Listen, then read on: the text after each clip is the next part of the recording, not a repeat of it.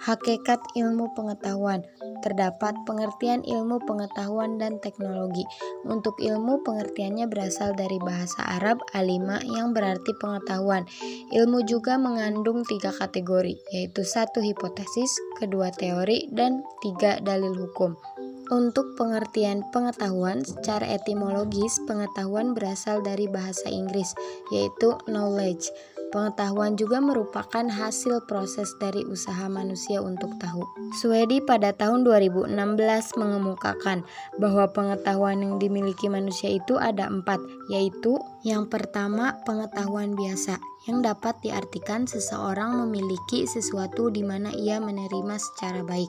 Kedua, pengetahuan ilmu, yaitu usaha untuk mengorganisasikan dan mensistematiskan common sense. Yang ketiga, pengetahuan filsafat, yaitu pengetahuan yang diperoleh dari pemikiran yang kontemplatif dan spekulatif. Dan pengetahuan agama, yaitu pengetahuan yang hanya diperoleh dari Tuhan lewat para utusannya. Terdapat perbedaan di antara ilmu dan pengetahuan. Perbedaan itu terlihat dari sifat sistematisnya dan cara memperolehnya. Jadi untuk pengertian ilmu pengetahuan adalah sekumpulan informasi yang digali, ditata, dan dikembangkan secara sistematis dengan menggunakan metodologi ilmiah untuk menerangkan atau membuktikan gejala alam dan gejala kemasyarakatan didasarkan keyakinan kepada Tuhan Yang Maha Esa. Maka untuk kesimpulannya yaitu ilmu adalah sebuah pengetahuan yang berobjek, bersistem, bermetode, dan bersifat universal. Setiap ilmu pasti adalah pengetahuan, namun tidak semua pengetahuan itu ilmu. Baik, saya akan menjelaskan mengenai perkembangan ilmu pengetahuan dan teknologi atau yang sering kita sebut dengan iptek. Manusia berhasil memperdalam ilmu pengetahuan, maka produk dari ilmu pengetahuan tersebut adalah teknologi. Ilmu pengetahuan berkembang secara bertahap menurut dekade waktu dan menciptakan zamannya. Yang pertama, zaman pra-Yunani kuno. Pada masa ini, manusia masih menggunakan batu sebagai peralatan.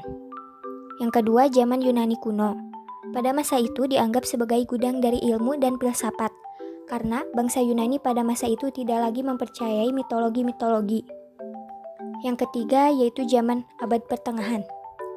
Para ilmuwan pada masa ini hampir semua adalah para teolog, sehingga aktivitas ilmiah terkait dengan aktivitas keagamaan. Selanjutnya yaitu zaman Renaissance. Zaman Renaissance ditandai sebagai era kebangkitan kembali pemikiran yang bebas dari dogma-dogma agama. Renaissance ialah zaman peralihan ketika kebudayaan abad pertengahan mulai berubah menjadi suatu kebudayaan modern. Selanjutnya zaman modern. Zaman modern ditandai dengan berbagai penemuan dalam bidang ilmiah. Perkembangan ilmu pengetahuan pada zaman modern sesungguhnya sudah dirintis sejak zaman Renaissance. Selanjutnya zaman kontemporer, yaitu dari abad 20 dan seterusnya. Zaman kontemporer ditandai dengan penemuan berbagai teknologi canggih, mulai dari penemuan komputer, berbagai satelit komunikasi, internet, dan lain sebagainya. Perkembangan teknologi dan informasi yang pesat juga mengakibatkan perubahan signifikan terhadap akuntansi. Perkembangan akuntansi berdasarkan kemajuan teknologi terjadi dalam 3 babak, yaitu era bercocok tanam, era industri, dan era informasi. Peranan TI terhadap perkembangan akuntansi pada setiap babak berbeda-beda. Semakin maju TI, semakin banyak pengaruhnya pada bidang akuntansi. Kemajuan TI mempengaruhi perkembangan sistem informasi akuntansi atau SIE dalam hal pemrosesan data, pengendalian intern, peningkatan jumlah, dan kualitas informasi dalam pelaporan keuangan. Perkembangan SIE berbasis komputer dalam menghasilkan laporan keuangan juga mempengaruhi proses audit. Akhirnya, kemajuan TI memberikan peluang baru bagi profesi akuntan. Baik, selanjutnya akan dilanjutkan oleh teman saya.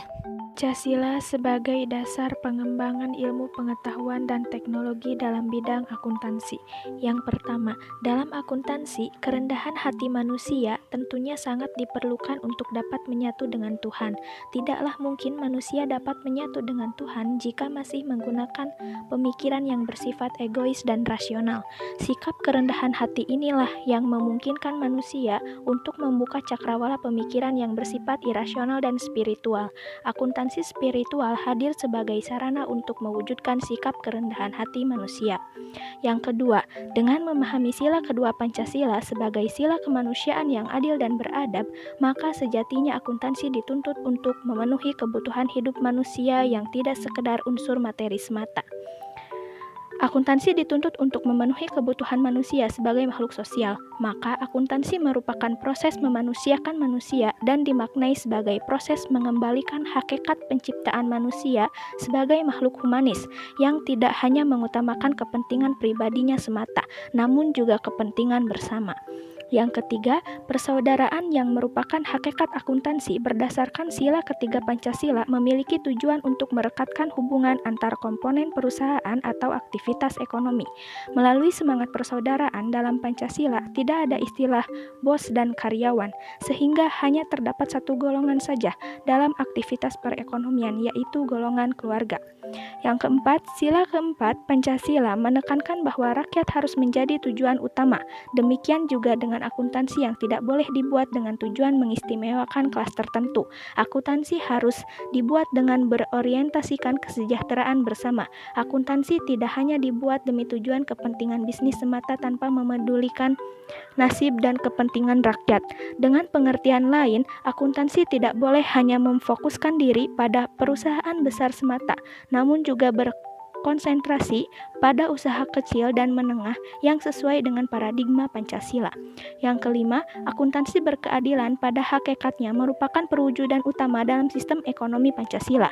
Dengan menerapkan sudut pandang berkeadilan dalam paradigma akuntansi, maka kita diarahkan untuk berorientasi kepada pemerataan kesejahteraan masyarakat. Hal ini tidak lepas dari fungsi keadilan sebagai suatu sarana untuk menjaga stabilitas kehidupan perekonomian masyarakat. Orientasi ekonomi yang berpatokan kepada semangat keadilan sosial merupakan visi dan misi bagi kesejahteraan Indonesia.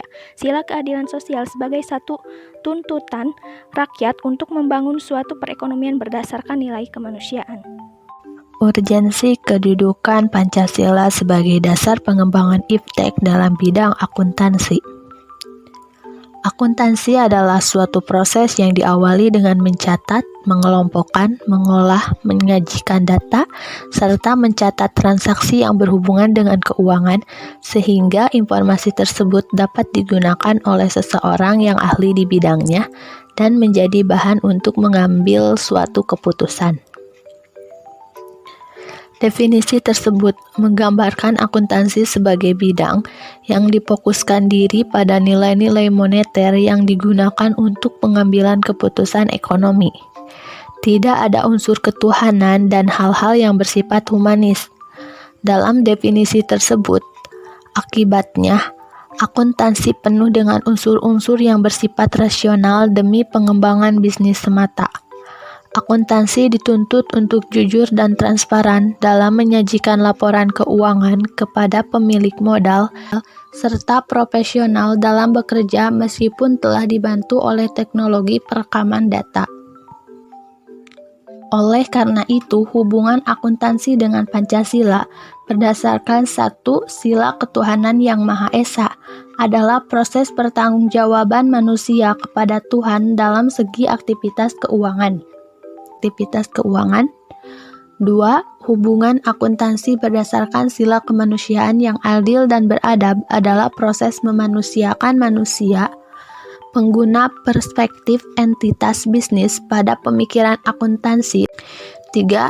Hubungan akuntansi berdasarkan sila persatuan Indonesia adalah proses menciptakan persaudaraan dalam kaitannya dengan aktivitas keuangan.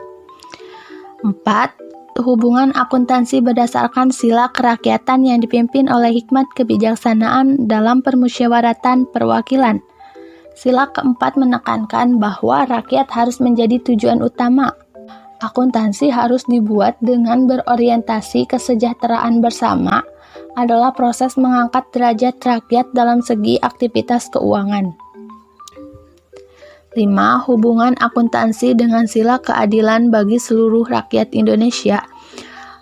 Akuntansi berkeadilan dapat dipandang sebuah keseimbangan hubungan aktivitas keuangan antara manusia dengan Tuhan dan sesama. Alasan diperlukannya Pancasila sebagai dasar nilai pengembangan ilmu akuntansi. Pentingnya Pancasila sebagai dasar pengembangan ilmu akuntansi dapat ditelusuri ke dalam hal-hal sebagai berikut. Yang pertama, Pancasila digunakan sebagai penyeimbang antara pengembangan ilmu akuntansi dan Tuhan Yang Maha Esa. Maksudnya, dengan Pancasila harus bisa mempertanggungjawabkan proses dalam aktivitas akuntansi, harus terbuka dalam penyusunan laporan keuangan, karena untuk menghindari perilaku KKN atau korupsi, kolusi, dan nepotisme yang menjadi penyakit utama bagi negara berkembang seperti NKRI. Yang kedua, nilai-nilai Pancasila digunakan sebagai sarana untuk mengontrol cara pikir dan tindakan para akuntan. Harus memiliki mindset revolusioner untuk turut bisa mengawal pemerintahan yang bersih, berintegritas, dan akuntabel. Sehingga diperlukan memiliki hasrat untuk mewujudkan good corporate governance. Yang ketiga, Pancasila digunakan untuk menjaga tali persaudaraan semakin erat dan memanusiakan manusia dalam aktivitas keuangan, karena para akuntan dikenal sebagai sosok yang individual. Hal ini dikarenakan untuk menjaga kerahasiaan keuangan yang sangat sensitif. Maka, dengan Pancasila bisa mempererat kekeluargaan, solidaritas spiritual, gotong royong, musyawarah, dan cita rasa keadilan. Dinamika dan tantangan Pancasila sebagai landasan pengembangan iptek di bidang akuntansi. Pengembangan iptek di bidang akuntansi tentu juga dilandasi oleh nilai-nilai Pancasila. Namun sayangnya para akuntan masih banyak yang belum menyadari bahwa nilai-nilai Pancasila itu harus dianut dalam menjalankan profesinya. Karena mereka bukan hanya berada dalam kepentingan bisnis maupun kepentingan publik, melainkan mereka juga berada untuk kepentingan bangsa. Selain kurangnya kesadaran, terdapat beberapa tantangan terhadap Pancasila sebagai dasar pengembangan iptek bidang akuntansi di Indonesia. Yaitu yang pertama, tuntutan atas globalisasi, di mana standar akuntansi yang digunakan adalah standar akuntansi internasional, sehingga masih banyak para akuntan yang melupakan nilai-nilai yang harus dianut dalam menunjukkan jati dirinya sebagai bangsa. Yang kedua, hedonisme yang menyebabkan para akuntan melakukan kecurangan dalam membuat laporan keuangan hanya demi mencapai kepuasan materinya. Dan yang ketiga, individualisme yang menyebabkan para akuntan justru tidak bersikap netral dalam memberikan informasi, melainkan mereka mendahulukan kepentingan pihak-pihak tertentu saja yang terakomodasi.